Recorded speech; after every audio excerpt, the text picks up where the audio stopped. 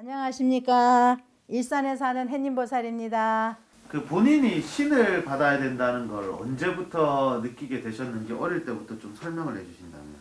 네, 어릴 때부터 그렇게 이제 주변에 동생들이 조금 힘들었어요. 동생들도 주변에 힘들게 좀 아프기도 많이 했고요. 제 동생들이 남달랐어요. 좀 동생들도. 그리고 제가 또 꿈을 많이 꿨어요. 근데 집에 친정에 작두랑 이런 큰 무속 도구가 와 있는 꿈을 몇 번 꿨어요. 네, 그래서 이런 걸 왜 보여주나 나 그때 그리고 결혼할 한 것도 아닌데 그때 이렇게 자꾸 보여주더라고요, 꿈에. 그리고 그때서부터 이렇게 중학교 때부터 유난히 꿈을 많이 꿨어요. 근데 그게 현실적으로 계속 일어나더라고요. 어떤 거 한 가지 좀 예를 들자면. 친구들도 니네 집에 무슨 일 있어? 이러면 그렇고, 꿈속에서 만난 친구를 그 장소 그대로 만나는 거예요. 그래서 일부러 안 만나려고요.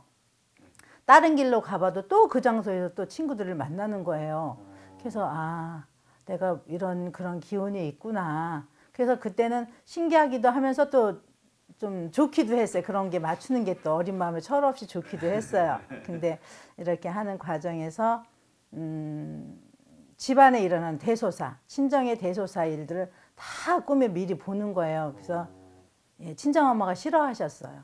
쓸데없는 소리 한다고. 그래서 싫어하셨는데 아버지가 외국에 가신 적이 있어서 미국에 괌에 계셨어요. 근데 이제 어느 날 송금을 하다가 돈이 안 왔어요. 그러니까 엄마, 아버지 연락 안 와. 그리고 또 연락 올 때도 미리 엄마, 아버지 오늘 소식 없고 돈도 올 거야. 그렇게 얘기를 했었는데 어느 날은 엄마가 싫어하시니까 아버지가 돈이 안 오는데 엄마가 제게 물어보셨어요.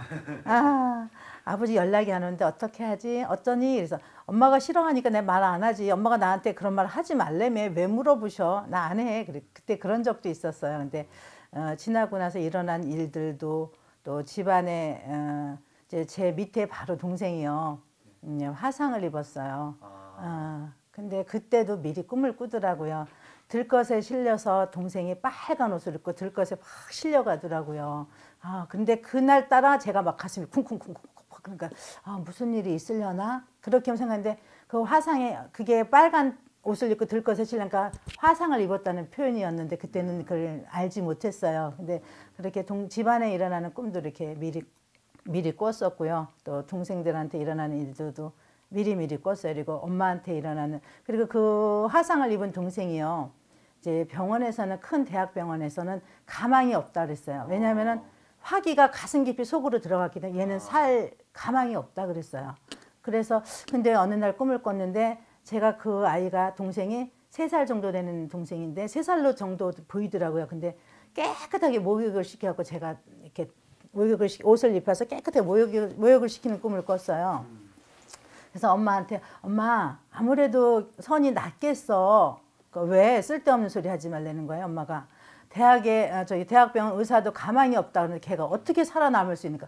엄마 내가 산다면 사는 거지. 그러면 딸을 죽어서 가슴에 묻으면 좋겠어. 걔 분명히 살아 엄마. 내가 장담컨대 살아 엄마 그랬어요. 했더니 엄마가 쓸데없는 소리 한다고 하셨는데 정말 지금 살아 있어요. 예. 그러면 그 병원에서 그 대학병원에서 자랑을 말하면 얘기를 한 거. 얘가 이렇게 화상을 입었는데 이렇다고 이제 얘기를 한 거. 옆에 있는 사람들한테요. 그랬더니 그 옆에 있는 사람들이 같이 있던 이제 병원에 같이 병실에 있던 사람들이 이 화상 전문 병원이 있다. 네. 저쪽 광화문 쪽 가면은 화상 전문 병원이니까 거기를 가봐라 이러더라고요. 근데 거기 가서 깨끗하게 나섰어요.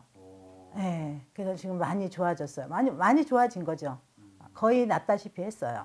그러면 어릴 때부터 그렇게 이제 꿈을 자주 꾸셨으면 네네. 제 생각에는 아마 가족력, 네. 그러니까 뭐 윗대 조상님들 중에 무속인을 하셨거나 스님이 있거나 아니면 기도가를 많이 다니신 분이 있을 것 같아요. 예. 저희 친정 쪽으로 이렇게 하셨던 할머니가 계시다 그러시더라고요. 친정 외할머니 쪽으로 이렇게 크게 하셨던 분이 계셨다고 들었어요. 직접 만나뵌 건 아닌데 그런 얘기를 들었어요. 그러면 할머니가 계셨으면 꿈에 이렇게 선몽을 주실 때 어떤 할머니가 나타나서 뭘 알려준다거나 이런 꿈 꾸신 적은 혹시 없으신지? 그때는 할머니요. 할머니 꿈을 꾼 적이 있어요. 왜냐면은 이제 엄마 계실 텐데 외할머니 외할아버지 꿈에서 오신 거예요. 근데 서랍에서 사진을 한 장 꺼내 가시더라고요. 근데 그때 20살 무렵인데 엄마가 동네에서 할머니가 중매 선다고 해서 자꾸 중매 보라고 맞선을 보게 한다고 그랬어요. 근데 제가 싫다고 그랬는데 엄마가 그 사진을 받아다가 아는 사람이니까 또 거절도 못하고 사진을 받아다가 서랍에 넣어놨다고 그러시더라고요. 근데 그 꿈에서 그 사진을 외할머니 외할아버지가 가져가셨어요. 난 선을 안 본다 그랬는데 그래서 엄마 혹시 내가 꿈을 꿨는데 할머니 할아버지가 사진을 가져가던데 엄마 혹시 그 할머니한테 언정이 할머니한테 사진 받아다가 서랍에 놓는 거 아니야? 그랬더니 깜짝 놀라시다. 얘가 어떻게 알았어? 그러니까 엄마가 사실 그 사진을 받아다가 서랍에 넣어놨어요. 근데 할머니 할아버지가 꿈에 가지고 가셨는데 일주일 후에 그 할머니가 연락을 했더라고요. 그 선보라 그랬던 사람이 물에 빠져 죽었다 그러더라고요. 그래서 제가 그 꿈이 미리 일러준 거였구나. 그때는 몰랐는데 그 일러준 꿈이었구나. 만나지 말라고 메시지를 준 거였구나 하는 걸 뒤늦게 알았어요. 그 지금은 결혼을 하시고 이제 자녀분도 있으시잖아요. 네네. 그러면 이제 결혼하기 전까지 또 이게 이제 내가 신을 가야 된다. 길을 어렸을 때부터 그런 이제 꿈을 가졌으면 그때는 이제 무속인인지 뭔지 잘 모르잖아요. 예. 언제부터 내가 이 무당의 길을 가야 되는지 좀 명확히 아셨는지. 40대 정도야. 뭐 알아서 이제 이렇게 제가 우리 딸이 한 초등학교 때 그때부터 이제 절을 다니면 그 사찰의 스님들이요.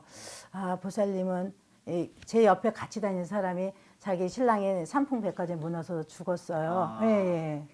근데 그 친구하고 절을 가면 이 친구는 평범한 사람인데 보살님은 평범한 사람이 아닙니다. 제 턱을 이렇게 가리키면서 그 스님이 말씀을 하셨어요.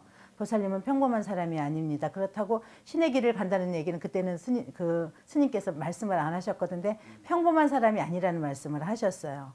그리고 이제 친정엄마가 스님 얘가 이렇게 어렵게 사는데 언제쯤 밥이나 먹고 살겠습니까? 이렇게 얘기를 하셨어요. 스님께. 그랬더니 보살님 걱정하지 마세요. 이 따님은 앞으로 밥도 먹고 그 이상으로 됩니다. 걱정하지 마세요. 그때 그러셨거든요. 세월이 지나서 그때 스님이 하신 말씀이 그래 내가 살만해지겠구나 하는 생각을 했어요.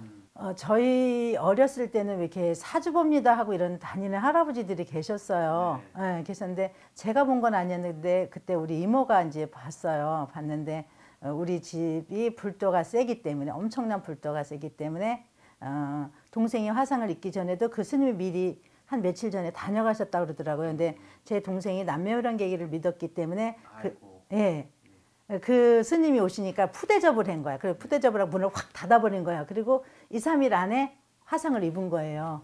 그래서 내가 신의 길을 안 가야 되나? 우리 동생들이 다 저렇게 어렵고 힘들고 다 특별하니까 이게 뭔가 내가 공부할 때 스님이 하신 말씀이 친정이 업이야. 친정이 업이야. 그 지은이 엄마는 친정이 업이야 이런 얘기를 많이 하셨거든요. 그래서 내가 이런 길을 가야지 이런 집안이 친정이 편안해지고 이렇게 살만해지나 하는 생각을 했었어요. 근데 이제 막상 결혼을 하고 나서도 시댁에 이제 왔는데 시댁에 와서도 시댁에서도 큰 스님이 계셨다 그러시더라고요. 그리고 그때 할머니께서 늘 옹달샘에서 빌던 할머니가 계셨다 그러더라고요. 그리고 친정도 그렇지만 시댁 쪽도 불도가 세고 그래서 내가 이 집에 인연이 맺어졌구나. 그냥 내 힘으로는 할 수 없는데 이 보이지 않는 인연이 조상의 인연이 이렇게 여기까지 인연을 맺어줬구나 하는 생각을 했어요.